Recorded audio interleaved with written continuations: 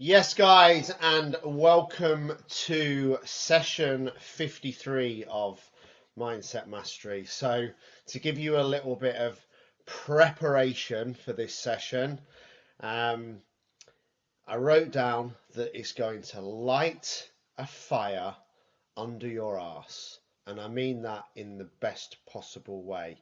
So, I built this from a couple of the last morning messages because they felt really impactful for me. And then I ended up watching that scene from Any Given Sunday with Al Pacino and that speech and seeing the impact that it had on people.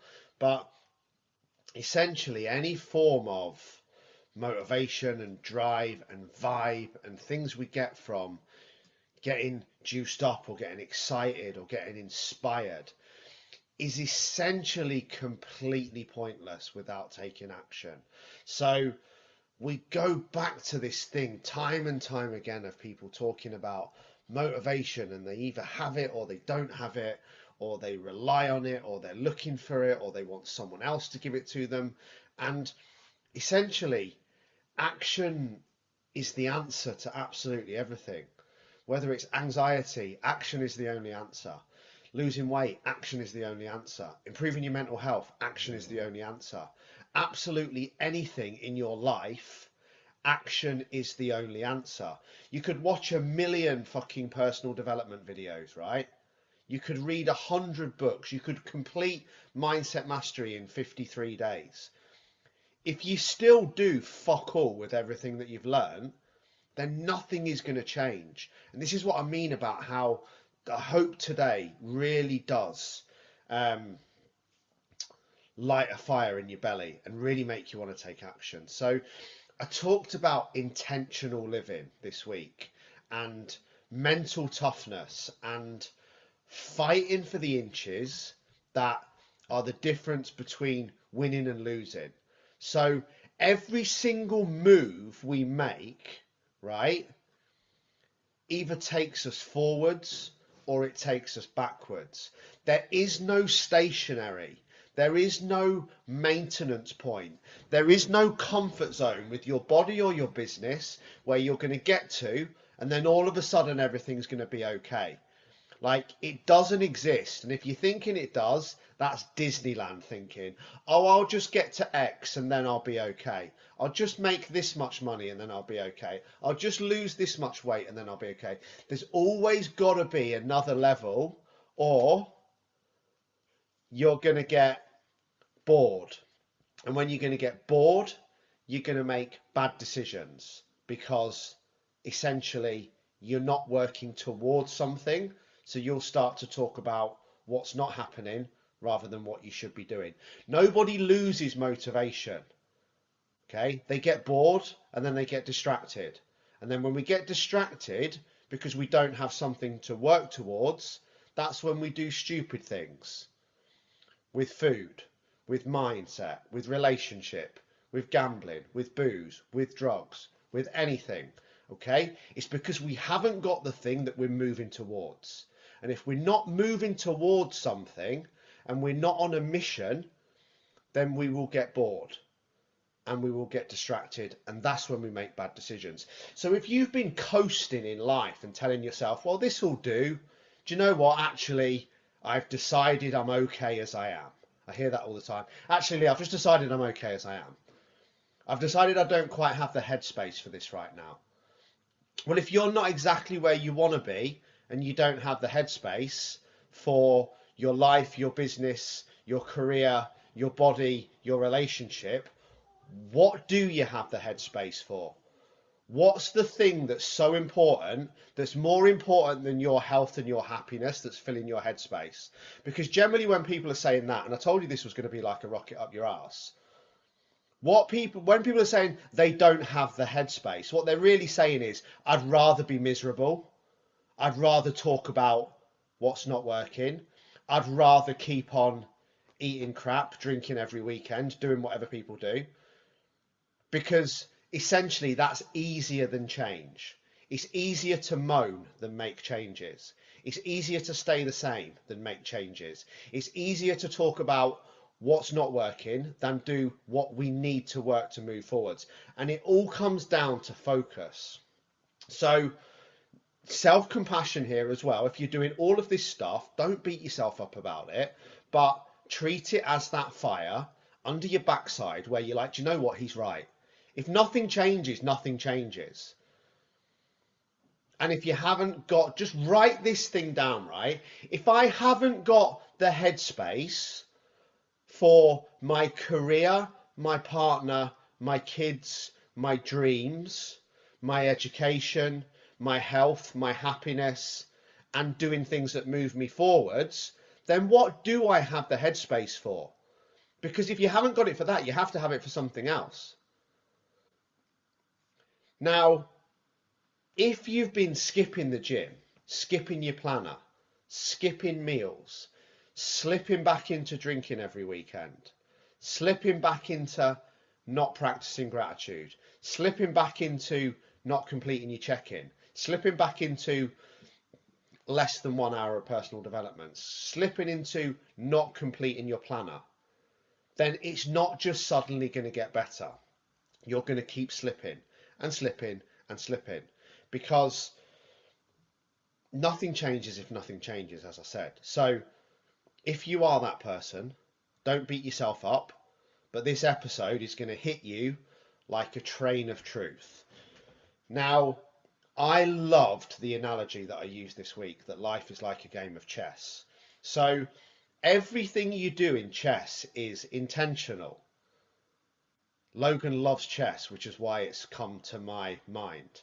I can't stand it. I probably find it one of the most boring things I've ever played in my life. He's 6 years old and he's already better than me, because I just want to knock the board over. Like, can we just do boxing or something? Because this is destroying my mind. But he loves it. But it's intentional. Which piece you pick, where you move it. Do I go forwards? Do I go backwards? What's my next 3 steps ahead of the move that I'm already making? And life is exactly the same. Like, there is no standing still.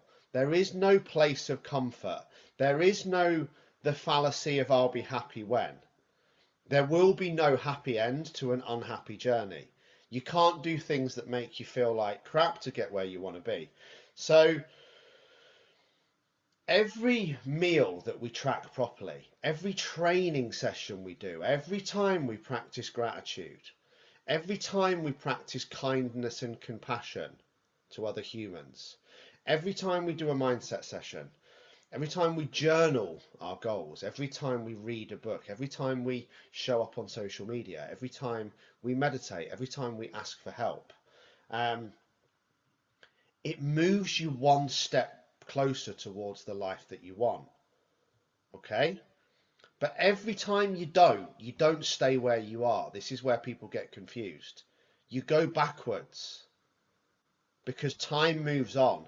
Time is always moving.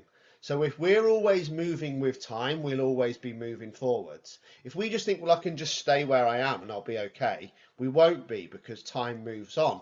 This is why so many people do a transformation, get their dream body, and then within 6 weeks, they've lost everything. They're back in the Friday night chippy tea mentality, drinking all weekend, eating crap all weekend because they feel like crap after drinking, and everything's going backwards. You will go backwards if you're not going forwards.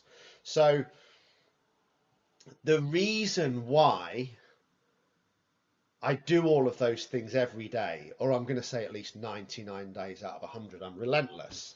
You guys know I don't just have one planner, I have 2 planners and a Google Calendar.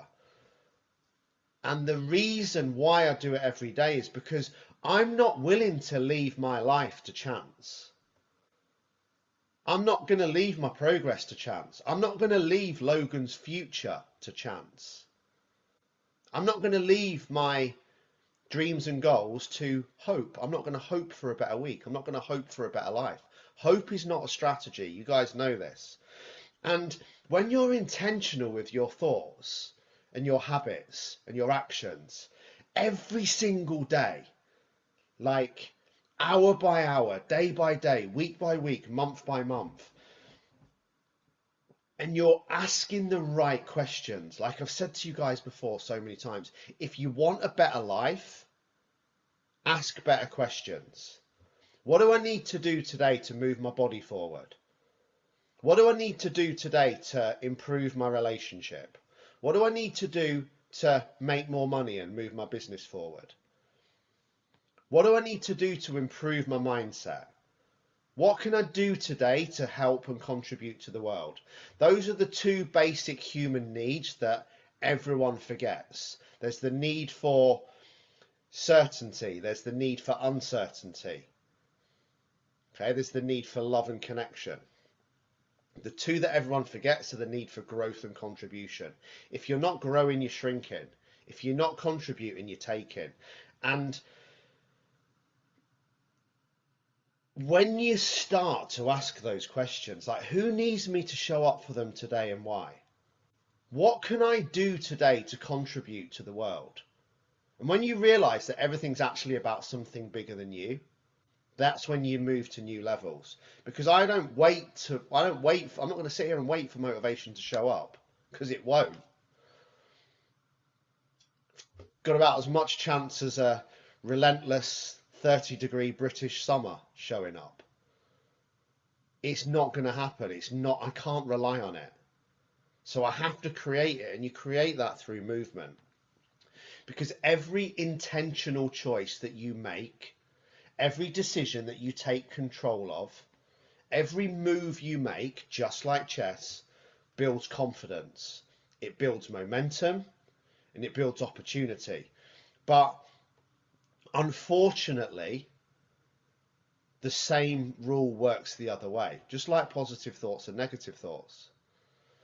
Like everything has an opposite, and we have to experience them all. You can't experience summer without going through winter. You can't experience happiness without being sad at some point. Okay, and there'll always be seasons when it's tough and seasons when it's easy. But we have to keep moving through, because if you think of this as like a ladder of life, right? Every time we make the right decision, we make the right choice, we do what's right, then we're adding a ladder on the confidence ladder. We're adding a rung of trust, of self-belief, of progress. Every time we make the wrong decision, we're taking one off and we're going back down. So this is what I mean. We'll never just get to a place on the ladder and just stay there. Like that won't happen. Because every action we take is either moving forwards or backwards. And that's what I really need you to know. Because you can do even something so small can move you forwards. It's still moving forwards. And that's what Al Pacino's talking about in that speech. If you haven't watched that speech, go and watch it, because it's like, wow, like that is some speech. And it's like, even if you see the end of it, it's like I think if you guys watch it, I'm sure you'll be like thinking that I bet that's what Lee's like when he like watches it, and then he's going through the gym door, like they all come out of the changing room at the end. But that's how fired up they are. And he's just talking about the inches. 1 inch too far and you don't catch the ball. 1 inch too slow, you don't make the tackle. But you only have to move forward 1 inch one day at a time. So I'm not saying here that you need to change everything, but just the meals, just the training, just the steps. Every step you take forward moves you forward. And eventually, if you keep moving forwards, you'll get wherever you want to go. Now, on top of understanding that every move matters, like I then journaled how life is like a fight, okay? And going back to boxing and when I used to fight. And people don't realize how similar it is. So even the best boxer in the world is going to get knocked on his ass sometimes, right? Even if he doesn't get knocked on his ass, he's going to get hit multiple times. Like I've never had a fight and not been hit, even when it's been against a really poor opponent. But most people won't get in the ring because they're afraid of getting hit. And that's the reality. They're actually afraid of committing to their goals. Like, it's no different to starting the plan, going to the gym, tracking your food. But where the mind goes to is, if I actually fully commit to this, if I actually get right in the ring, then I know I'm going to get hit at some points. And that's just part of the journey. You're not going to be perfect. This is never going to be a straight line to success. That's not how it works. But it's about getting knocked down and getting back up. It's about understanding that to be in the fight, you have to be willing to get hit. And if you get back out of the ring every time you get hit, then you're never going to get any better. And again, it's similar to what I'm talking about with like the game of chess. Again, you can't just get in a ring where you know, it's not like a street fight. You can't just fly out, arms flailing, all guns blazing, and expect to get anywhere. You'll just get knocked out. And it's similar to like the all or nothing mentality. This is why people go, oh, I'm all in, and then all of a sudden they're all out, because all in wasn't sustainable. Again, it's strategic. Like, good fighters are strategic. They know when to move forwards, they know when to move back. And especially with ADHD, that's a key thing that we need to have a handle on, because we will convince ourselves that we can just move forward all the time, and that every time we move back we fail, and then we give up, and then we quit. So even retracting what I said a little bit, you know, I can't think, Jan, you and I might have had this conversation at one point, but people will tell you different things, right? You just need to slow down. Well, no, you just need to speed up. Who are you to tell me I need to slow down? Why don't you come and act at my speed? Oh, because then you're going to burn out. Okay, but what if I burn out and then I get back up? Well, if I go fast for 28 days and then I burn out for 2, that's a pretty fucking good strike rate. So again, we need to find that level of what's right for you. If I throw 28 punches and I get hit twice, guess what? I'm winning that fight all day long.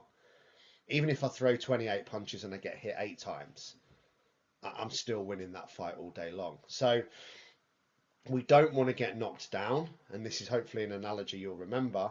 If we do, we need to understand we need to get back up as quickly as possible. But as long as we're edging forward, round by round, chess move by chess move, and we keep going, we will reach the goal. That's the compound effect. So the thing to remember is, almost like, you can ask yourself that question as well. Philly, I can see you're watching as well. I think we had this conversation on voice notes. Like, try and have a little bit of a filter and a little bit of an alarm clock and reminders of when you're about to do something. Does it move me forwards or does it move me back? Is this decision going to move me closer towards my goals, or is it going to be a setback? And if we can have that conversation, because like I said, if you want a better life, ask better questions. Questions are the steering wheel of your mind. And you can get that filter just to ask that question before you do the thing, then you'll find it a lot easier to move forwards. Because it's almost like you're making yourself feel stupid. Well, I know what's going to happen when I do this, so why would I do it? And stupidly, we all do that, right?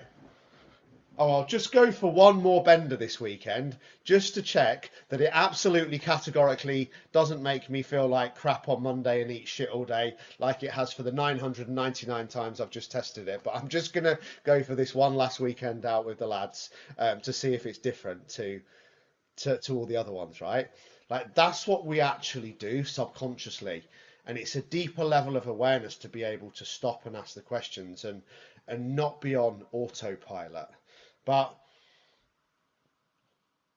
those small moves add up, okay? And again, with the all or nothing thing, like, a great book for all of you to read is The Compound Effect, which is on Audible. I can't remember the guy's name. Stephen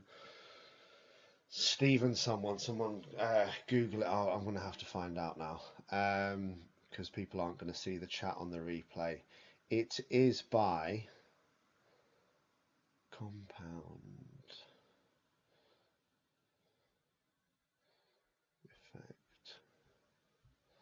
The book is by Darren Hardy. There you go. I was going to say Stephen someone.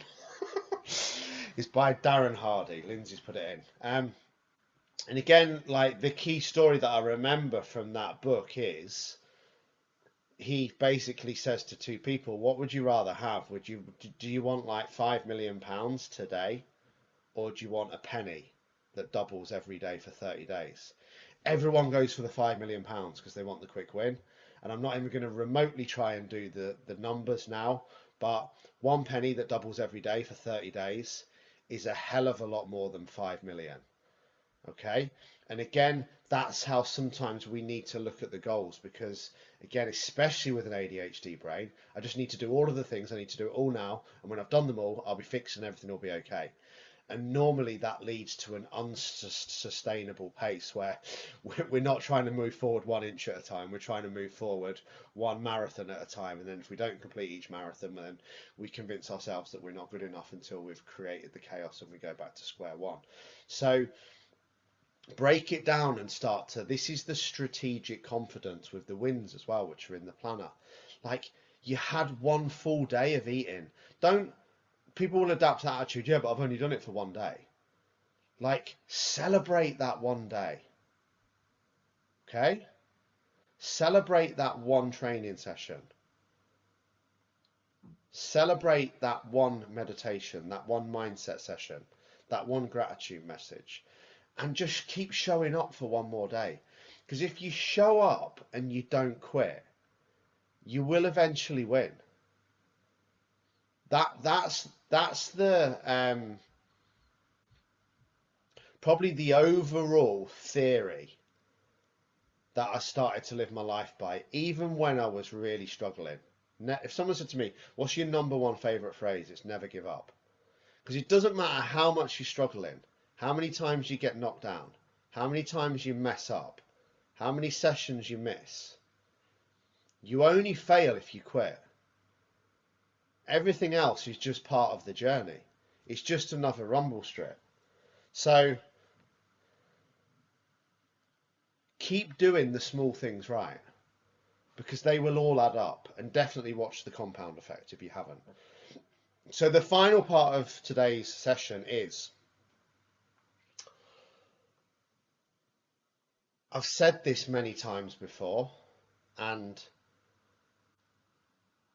I said it again this week to several clients, and I don't really care if anyone agrees or not, because I know that I'm right.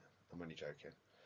But the amount of people that will still claim, I don't really need that mindset stuff, Lee. Well, why are you fat, not sticking to your diet, and you're not where you want to be then? Sounds rude and harsh, but it's just an awareness thing. Like, you don't only need to do mindset work if you're depressed or struggling. That's not how I want you to view it. Do marathon runners say, I don't need to do running anymore, I'm a marathon runner? Do you think Mr. Olympia says, well, I'm Mr. Olympia, I don't need to lift weights anymore? Do you think Alan Sugar and Richard Branson and people like that don't still work on personal development? They're not still learning. Of course they are. Like, there's this massive misconception at the minute that you have to be depressed or struggling to work on your mind. And it's not about that. It's about pointing it in the right direction and improving it and strengthening it. Because the strongest weapon you will ever have is your mind. It controls everything that you do with your body. It controls how you show up in your relationship and as a parent. It controls what you eat or don't eat. It controls whether you go to the gym or not. It controls where you are in your career and what you're moving towards. It controls the decisions that you make. It controls your energy. It controls how you operate. It is essentially the nucleus, the key of the entire operating system of the human body. Yeah, Dave doesn't need mindset work. Like, that's not what it's about. We have to train the mind. Like, again, if you had a random example, but if you had, even if you had the sharpest sword in the world, you still need to keep sharpening your sword or it's going to go blunt. Like, so don't fall into the trap of thinking, I've seen this so many times, I don't really need that mindset stuff.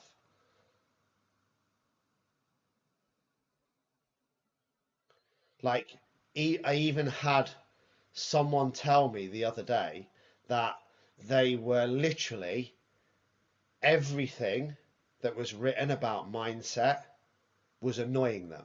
I don't need any of this. I don't need to meditate. I don't need gratitude. I don't need any of this. I don't get triggered. Sorry? You don't get... I know you've just been triggered by everything that I've written for the last 30 days to the level that you've got angry about it. Like, don't allow you to think that you can't get to another level with your mind. There's always another level with body, with business, with mind. And if we're not looking for it, we'll get bored. When we get bored, we get distracted. When we get distracted, we self-sabotage and make stupid decisions. Like, nobody in the world is just perfect all the time. We have to be working to improve all the time. Because if we're not going forwards, we're going backwards. That's the key thing that I want you to take away from this entire training. If I'm not moving, think of that chess piece, right? If it's your move, there's your pawn, right? It cannot stay still. It has to move forwards or it has to move backwards. You're in the ring and the bell's gone, like Rocky, ding, ding. You're going to have to pretty make a decision quickly. Am I moving forwards? Am I throwing punches? Or am I moving back and slipping? Because you're going to have to make a move. There is no standing still. Now, like I said, even in boxing as an analogy, right? Do you think the strongest boxer or the best boxer in the world is the one that has the strongest punch? Does Floyd Mayweather have the most powerful punch? No, probably not.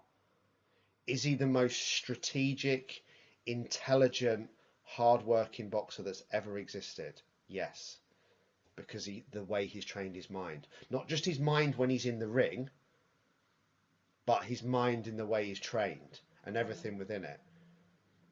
Like, again, it's easy to fly out and be a showstopper and start throwing punches. It takes a hell of a mindset to just be able to sit back and be strategic for 12 rounds whilst getting hit, knowing that you're still going to win because you're the one who can control your emotions. The boxer who can control his emotions will win. The boxer who can control his fear. The boxer who trained the hardest because he had the mindset to get up even when it was tough. So, you know, in any way, in any form of life, in any battle, in any fight, in any journey, the body will always quit because the mind did first. And, you know, like I said, guys, that, you know, I never want to make everything all about me, but my story is only the real story that I have to tell things through. And like, when I got to, Jan was there, I'm sure she'll verify this. Like, when I got to 170 miles, my body was beyond broken. Even Gordon said to me, like, I gave Gordon a hug and he went, you just felt limp. And he wasn't talking about anything rude before anyone gets any wrong ideas. But he was like, you normally give me like you give a man hug, right? Big man hug, don't you? And he went, it's like you went to hug me and you were just limp, right? And I was broken. My body was broken. I think Jan had given me about 120 milligrams of oxycodone in the last hour. I was doing anything to just try and get back out there. And it was only that got me through. Like, and that's what you need to understand. Like, the mind will be what wins. The mind is, even in business, right? Imagine the mind is like being able to hear Let's say you worked in sales, right? It's not your skill as a salesman, it's being able to hear no 100 times and keep going until you get better and better and better and better. And it's the same in life. How many times can I get knocked down and get back up? And that's your mindset. Because it's the not quitting that will get you where you want to be. So, you know, every time you listen to that weak voice, it's like we all have a weak voice and a strong voice in your head, right? Anyone who's ever had trouble with partying or toxic habits, as I said, I tested all of them for about 15 years. It's like you've got two people on each shoulder. One saying, "No, just do it. It'll be fine. It'll be different this time. Honestly, you'll be right. Go for it. It'll be fun. Like something amazing might happen." I mean, it's not like you've been to that club every Saturday for the last 52 weeks on the trot. Something really amazing is going to happen this week, and if you don't go, you might miss it. So just get yourself there. And this other one's going, "Just don't be so fucking stupid. Like you've felt crap every time you've done it for the last 50 times." That's a mind decision. And that's the same with training. Maybe I'll just skip today because I'm tired. You're going to always have that weak voice in your head saying, "You don't need to do this. Eat the cake. Just have a drink. It's only one, it won't hurt." And you need to train the other one to tell that voice to shut the fuck up because you deserve better. And that can be a battle in itself when you've got driving bipolar, when you've got two voices that are just essentially arguing with each other. Oh, which one to listen to? So when you hear that voice saying, "Oh, that'll do. That's good enough. I'm okay as I am. I don't have the headspace." No, tell that voice to sp. And that's what mental conditioning is. Training yourself to ask better questions, but then also listen to the right answers. There's always going to be, even if it's not in your own head, right? I think I put this in. Did I put this in? No, I think I put it on that reel in Instagram of me and Logan at the finish line. Like, and it was no fault of their own. Every single person who said this loved me, backed me, and wanted me to win. But when I was broken on 170 miles, all everyone said was, "You don't need to carry on. No one's going to think anything less of you if you quit. You've run 170 miles. Don't risk serious injury. Everyone's proud of you." Mate, no. I didn't only have to silence my own voice, I had to silence people around me. And that was people who were genuinely, some were probably doing it from a place of just caring and love and not wanting me to tear my bones off my body altogether. Some people, it will just be the way that they've been programmed. You're always going to have people in your life that tell you, "You don't need to do that. Just come and have one, Lindsay. One won't hurt." And you can have people that say, "Oh, you're not any fun anymore." You have people that say, "Jan, don't start that business. Why would you want to start that? You're okay as you are. You don't need to do it." Like, whether it's internal or external, like your ability to quiet that voice or the voice of other people's and go deep inside is what will move you forward. And again, that comes from mindset. So my biggest tip for this and how to do mental conditioning is do tough things on purpose. Like, plan hard things and go through them via choice, because that's what makes you stronger. That's what builds your character the most. That's what calluses the mind. That's what strengthens it through discipline and discomfort and repetition and, like I said, forcing yourself to do hard things on purpose. Like, even several different angles to this, because you also have to be doing it for the right reasons, not because you're punishing yourself. Like, one of my therapists once said to me, like, "It's like you're punishing yourself, Lee. It's like you're trying to put yourself through as much pain as possible, and you don't need to." And I argued, as I always do, I'm the only person who sees a therapist and the therapist needs therapy after the session. But I was like, that I don't agree with you. I'm also the only person that talks more than the therapist. But I'm like, no, this is making me stronger. Like, once you've run a marathon, 10K seems easy. Like, once you've had 100 awkward conversations, it's not so hard anymore. Once you've been honest with yourself, you find it easy. Once you've done 100 sales calls when you wanted to die, all of a sudden you don't get nervous. You know, I've learned that time and time and time again, and even had more lessons recently when just the more you put yourself out there and the more you experience discomfort, the more you'll grow. And it is just repetition of doing tough things over and over and over again. Like even like doing a session like this petrified me like 7 years ago. Would just used to get nervous for every single one. You know, the first DJ gig I did, I virtually pooped my pants. I think I could barely even get the needle on the record. That's how long ago it was, because CDJs and computers didn't exist, because I was shaking so much, sweating, thinking, oh my God. But then once I've done it 3,000 times, I'm excited to do it. But all of the confidence that's built is only comes through repetition and doing tough things time and time and time again. Once you've had 100 conversations that are tough conversations, you realize it's not that bad. If you keep avoiding every tough conversation you need to have in your life, it's going to get tougher and tougher and tougher. So I had a great lesson from, she's super cool, by the way, check her out, Susie Ashworth. Going to go off on the right tangent here, but had two amazing lessons from Susie. She's like a female empowerment coach, years ago, and we were talking about phrases like one of my favorite phrases always is like, when anything bad happens and I'm pissed off and I'm angry, like, what's the magic in this situation that I haven't yet realized? Like, what's the gift? So we were talking about it, and there's always a gift in every situation if you're willing to look for it.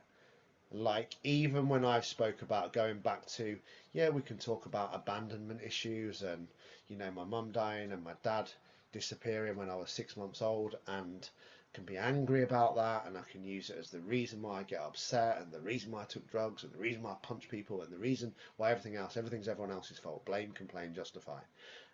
Total smokescreen. Or I could say, what's the gift in this situation that I haven't yet realised? Well, everything that I went through made me pretty fucking tough, mentally and physically.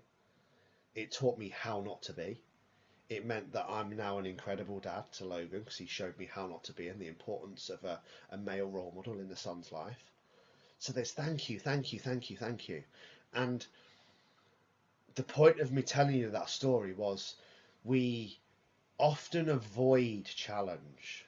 We avoid negativity. We avoid tough things, because essentially the brain's not hardwired for challenge and adversity. It's hardwired for survival and safety. Case closed. And we have to override that. But the lesson from Susie, and I can remember her saying it word for word, she went, do you know when you really go to the next level, Lee? And this is what she went, when you're grateful in advance for any challenge that you're facing. So she's like, I'm not just grateful, you know, she's been through some tough stuff, brought kids up on her own and X, Y, and Z, and built £1 million business and been through a lot of stuff. She says, I'm not just grateful for the adversity that I've been through that's made me who I am. I'm grateful for what's coming. Because I know as long as I keep my mind right, I'm going to grow through it. So any future challenge, any future bereavement, chaos, disaster, crisis, she's actually saying, I'm grateful in advance through it, because once I get through the tough part, I know I'll be stronger as a result of it. And it's just such a massive lesson there for me. That I think when we can do that, when we can be grateful in advance, that really is like a different level of mindset, because you're I think I used this phrase before, didn't I? You're kind of saying like, I'm unfuckwithable. So like, whatever happens, there's like an American motivation guy says, I don't say, like, when something happens to me, I don't say why me, I say try me. like it's a challenge. Like, give me some more shit. Give me some more crisis. Give me some more everything. Just everything you've got at me, throw it at me. Because I know I'm strong enough to handle it. And not only am I strong enough to handle it, when I have handled it, I know I'll be stronger as a result. So yeah, just to wrap up, I hope that's been helpful today.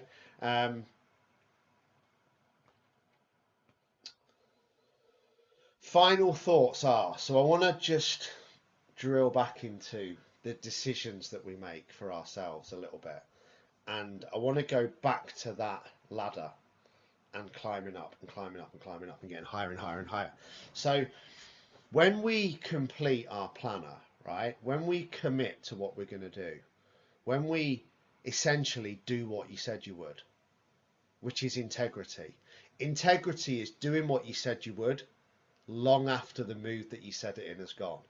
So anyone can get really excited and start, like, you will have friends who have done this. I think my battery's going to die. You will have friends that have done this in the past, and you'll definitely have done it yourself. I've seen people do it, and when I do, I'm like, oh no, what have you got that for? Like, they decide they're going to do something, and they're all, you know what type of person they are. You might have done it yourself, and they're all over social media. I'm going to do this. I'm going to do that. Their mood's high. They're in that. I call it the zone of. Can't even think of the fucking word. Uninformed optimism. Found it. So this is when motivation's high, right? This is when we join the gym. This is when we get the new leggings and the trainers. This is when we employ the coach. This is when we're like, this is my fucking time. And they blast it all over social media. And like 2 weeks later, oh well, fucking sober January didn't last long, did it? And they're back at the pub, fucking mushy peas and chips with fucking 4 pints of lager.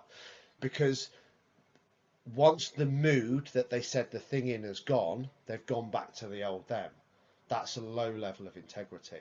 Integrity is doing what you said you would long after the mood that you said it in has gone, because you've created the meaning and the purpose. But this is why people struggle, right? Because we often talk about wanting to be loved, wanting to be valued, wanting to be trusted, wanting to be respected. Well, all of that comes from within. No one will ever love, value, trust, or respect you over and above your ability to love, value, and trust and respect yourself. Because every time you do the commitment that you don't want to do, when you do the work when you don't feel like it, you build a new level of self-respect, self-identity, self-integrity, strength of character, commitment to yourself, self-love, self-value, self-trust. When you say the right things that you need to say. I don't quit when it gets tough. Like, Lee Freeman doesn't make fucking excuses. Lee Freeman doesn't blame other people. He doesn't complain. He doesn't justify. He does the work, and he gets his head down and he gets shit done. And you're backing yourself. So again, very often we feel like we need someone else to say that about us for us to be okay. I just need you to trust me. No, you don't. Trust yourself. I just need someone to believe in me. No, you don't. Believe in yourself. People don't value me. Well, fuck people. Value yourself. Like, loving yourself. Paul Moore said this ages ago and it cracks me up. It's like, this guy's like, fucking hell, you love yourself, don't you, mate? He was like, yeah, you should try it. You might be less of a cunt.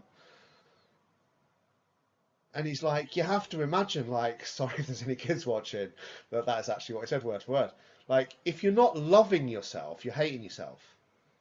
If you're not trusting yourself, you're mistrusting yourself. If you're not respecting yourself, you're disrespecting yourself. You don't need any other people to do those things. Like, other people's happinesses and opinions and all of that stuff is none of your business and is not important to you. It's not their responsibility. If you want to get burned really quickly, make your happiness someone else's responsibility.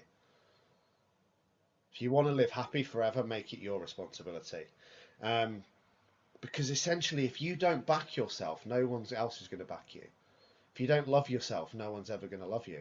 If you don't trust yourself, no one's ever going to trust you. And this is a skill that you have to practice. And this is what Nikki V taught me. And it's nothing rude before any of you get excited. It's about going to the love gym every morning and flexing your love muscle. Okay? Tell yourself, back yourself, talk to yourself, trust yourself, train yourself to win. Train yourself to talk about yourself like you're your own best friend. Be your biggest cheerleader.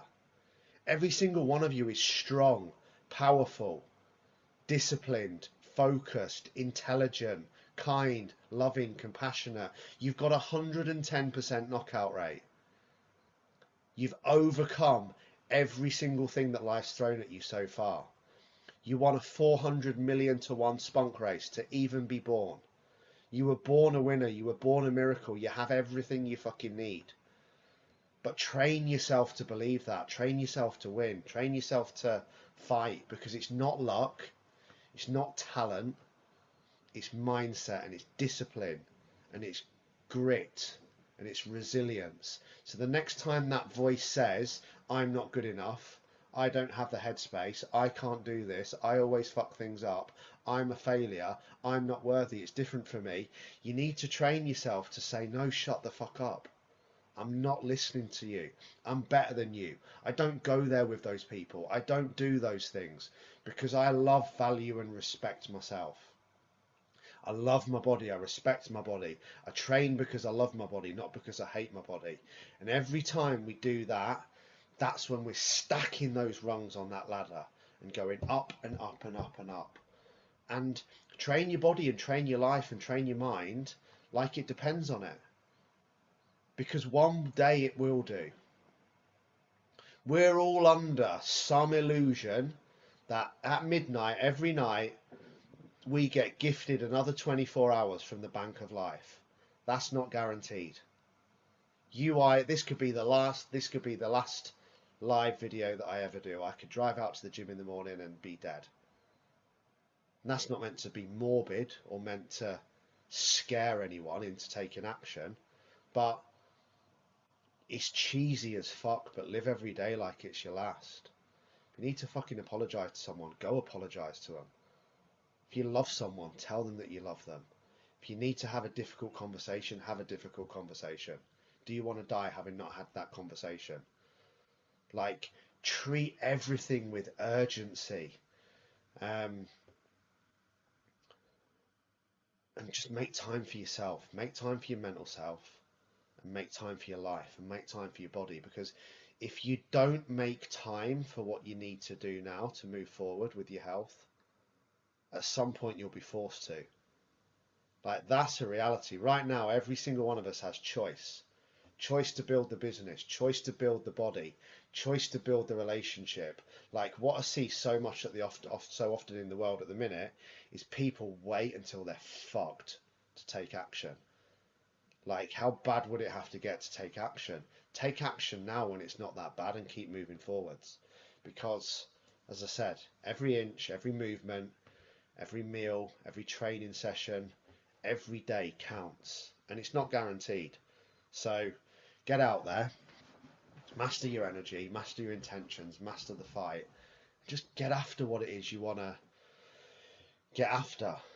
Because, like, essentially, as I said, we're not guaranteed this future. And you don't have to be perfect. We're all going to mess up. Give yourself some compassion if you have. But how do you win at life? Well, essentially, you just keep throwing punches. So get out there and keep throwing punches. And if you get hit a few times, so be it. It's just part of the journey. Guys, I love you all. I'm going to try and sleep now after that monster. Have a great evening.